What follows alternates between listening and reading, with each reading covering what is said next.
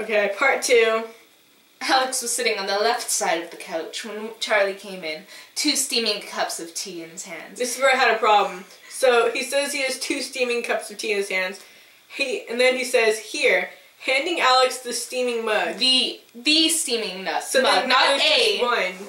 Yeah, or he could have said like one of the steaming mugs.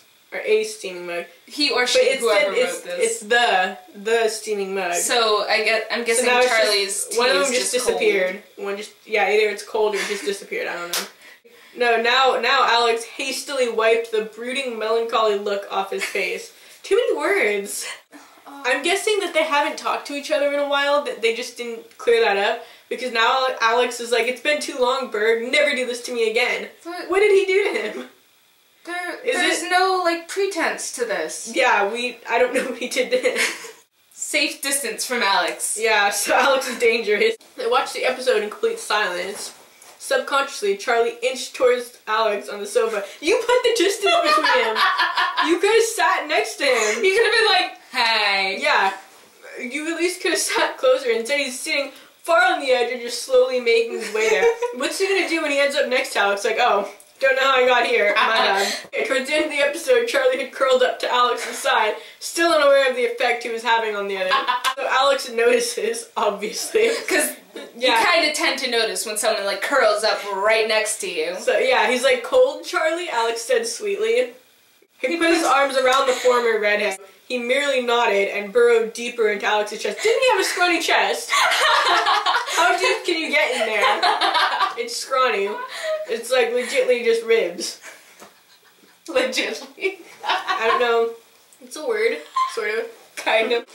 And so now they're both turning back to the screen, which you have to lift your head out of his chest. I don't know if you know that. And they're just smiling and a butterfly. The same smile. So Sherlock's on the screen. He's like, the woman. Oh, great show. And I love that Charlie's thinking to himself, and he's like, Alex, my Alex. That's what he's thinking to himself. No, he said it out loud. Yeah, Alex is like, what? Did you just say something, Bert? And he's like, nothing. And now Alex thought that he was actually saying his name, so he's like, sure. He swallowed, kind of disappointed. He thought Charlie would have talked to him by now. He just didn't know what to do. This just took it too far. What? Ew. I don't want to say that. No, we're not saying that if this goes on our channel. It gets sexual here. Okay, now they're watching the most devastating episode of Sherlock. So they're gone from sad to most devastating. Oh, I cried. Now they're both crying also, so they're just sobbing. With tears trickling down both their cheeks. Charlie was more emotional because he's already so fragile. What happened to Charlie? Alex only held him closer, but then John began to speak. Neither could bear it. Both imagined the situation, themselves in place of Sherlock and John. Sherlock and John aren't gay. Apparently they are. No, they're not. Charlie began to sob, his sentences disjointed. I can't imagine, I never said, don't leave. Suddenly Alex understood. Come here, Burke, he's already there. He's cuddled close to your chest. You are hugging him.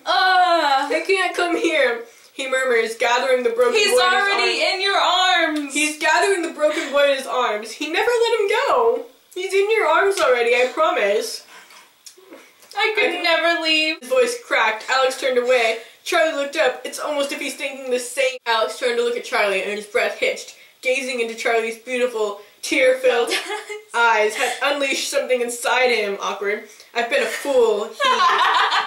They repeated a word here. I've been a fool, he whispered before crashing his lips into Charlie's. Oh my god! Watching a sad episode of Sherlock. It took Charlie a minute to remember how to kiss. A whole minute of just sitting there. A minute. A minute's a long time, okay? That's a long time. That is a long time. Just sitting there. He's just sitting there like this. If somebody wasn't kissing me back for a minute, I would have pulled away. I would have been like, oh, after even like 10 seconds, it's just like. I would just be like, oh, they don't really want to kiss me. That's cool. I'll leave. But no, Alex is just intent on kissing him when he doesn't want to kiss back. That makes sense. The surprise of Charlie's lips moving against him nearly made Alex draw back. Well, yeah, because he hasn't been kissing me for a minute. I'd be surprised, like, oh, he actually wants to kiss me. But Charlie's hand snaked up to his face, holding him there. I'm snaking. I love you, said Alex breathlessly. You've already said that earlier. I know. It's not that big of a deal. So much since forever. I've loved you my whole life, and I don't think you've known him your whole life. Alex, me too. I love you so much. Pulled Alex towards him again. The spark was so real, even in this sweet, simple kiss. In that moment, both boys knew they would never let go. That's gonna be hard to be like, get to bed, go to the bathroom.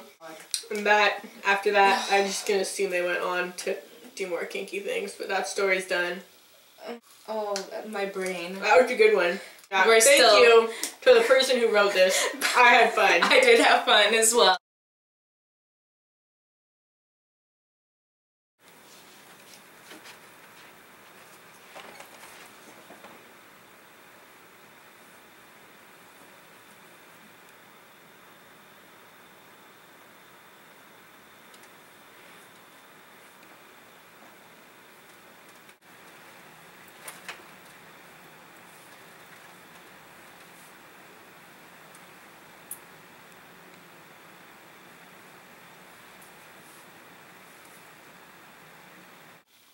It's recording. It is. Hi. Don't be mean to my camera. I'm not.